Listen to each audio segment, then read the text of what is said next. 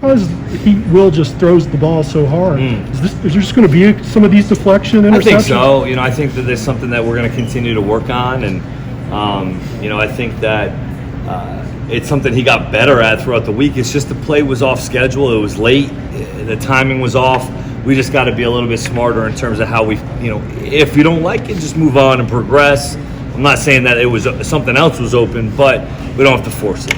So you don't throw that play out of your playbook? No, it's too good of a play. It's been open both times. Liam, I know you watched a lot of Kentucky video before you took this job. Christopher Rodriguez is what you expected, better than you expected? Probably better in a lot of ways because he just doesn't take negatives. He doesn't take negative yards runs. Obviously we got to take care of the football. And that's a big key, and we put them away before the half. I'm not saying we put them away, but you're up 3 scores going to half. You feel a lot better about yourself, but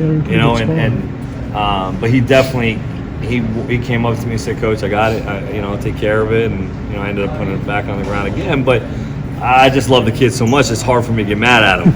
It's really hard. And like we talked about it, I don't know if it was you, Josh, who asked me about the question about the run game from game 1 to game 2. We rushed for 340 yards, and that was the kind of game it needed to be, and that was the game it had to be. And we felt like we had a great plan, and Chris was a big part of that plan. You talked about dictating the offense to the defense rather than take, but it looked like it sort of was like a, they can't stop this. So. That was what it was. At the end of the day, we needed to. I wanted to see us take a jump in the run game from week 1 to week 2, and we did that.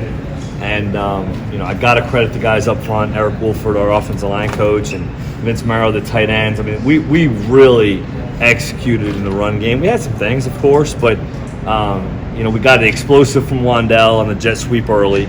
We got 40 yards rushing out of Will, and then you get 200 plus out of Smoke and Chris, and that helps. It helps getting everybody involed in the run game. Did you come in thinking Will, strong quarterback lowering his shoulder, running over? It scares me a little bit, but he's a freak.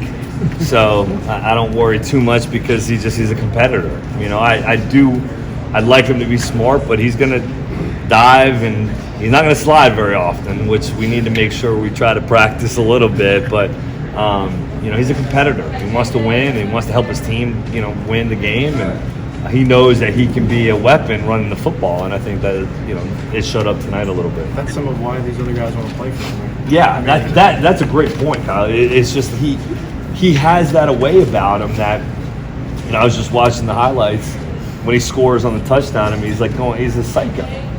It's nuts, in a lot of ways. It's great because that's what you want out of your quarterback. You want that guy to be the guy that everybody looks to and brings energy and juice, which he does every single day of practice, which he does every single game so far. And wasn't a type of game that we were throwing in a bunch, but it just played out that way. We went into it wanting to establish the run. Central Michigan had ran for 200 plus on those guys last week or whatever it was, and we felt like we needed to come in and establish the run game and win the line of scrimmage, and it just so happened that we ended up rushing it for like 50 times or whatever it was. I don't even really know. It's just didn't end up being a game where you didn't have to throw it that much. As much as you lean on the run, though, how much did you need to see that Will could make, and the guys could make the throw when you had to throw? Which we did. The third down to Wandell was a huge play on that last drive where he hits Wandell on the slot fade.